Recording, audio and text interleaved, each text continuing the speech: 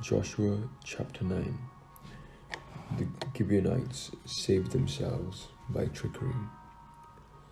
Now when all the kings who were beyond the Jordan, in the hill country and in the lowland, all the coast of the great sea towards Lebanon, the Hittites, the Amorites, the Canaanites, the Perizzites, the Hivites, and the Jebusites heard of this, they gathered together with one accord to fight Joshua and Israel.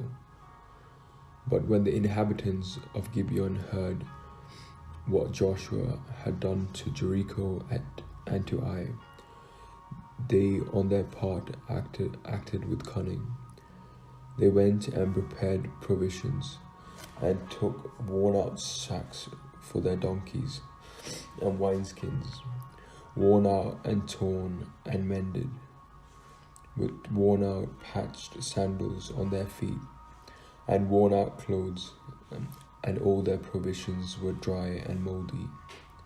They went to Joshua in the camp at Gilgal, and said to him and to the Israelites, "We have come from a far country, so now make a treaty with us." But the Israelites said to the Hivites, "Perhaps you live among us, then how can we make a treaty with you?" They said to Joshua, "We are your servants." And Joshua said to them, "Who are you, and where do you come from?" They said to him, "Your servants have come from a very far country, because of the name of the Lord your God.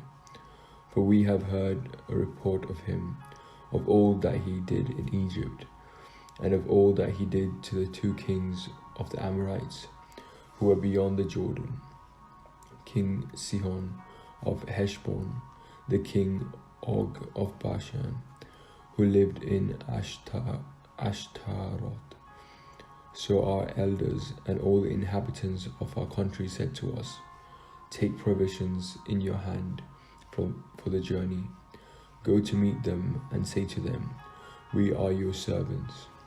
Come now, make a treaty with us. Here is our bread. It was still warm when we took it from our houses as our food for the journey on the day we set out to come to you. But now, see, it is dry and mouldy. These wineskins were new when we filled them, and see, they are burst.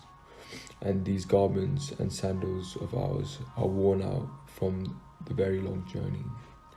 So the leaders partook of their provisions and did not ask direction from the Lord.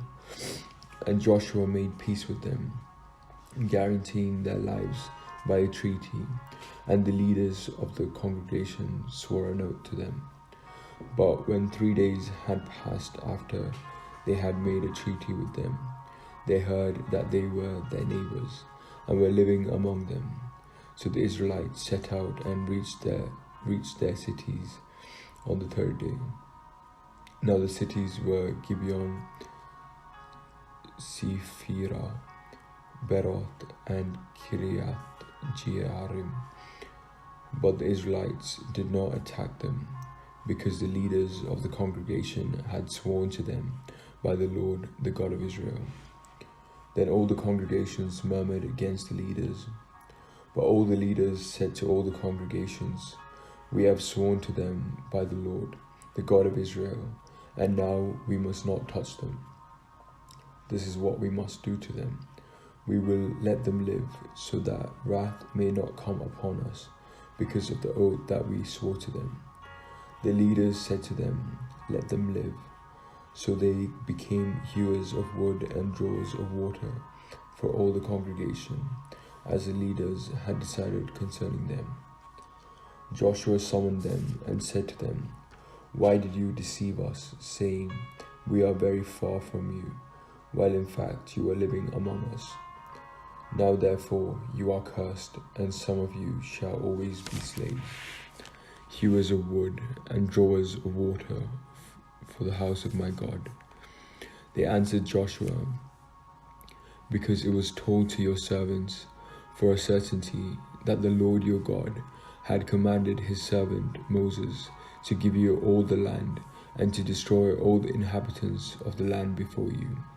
So we were in great fear for our lives because of you, and did this thing.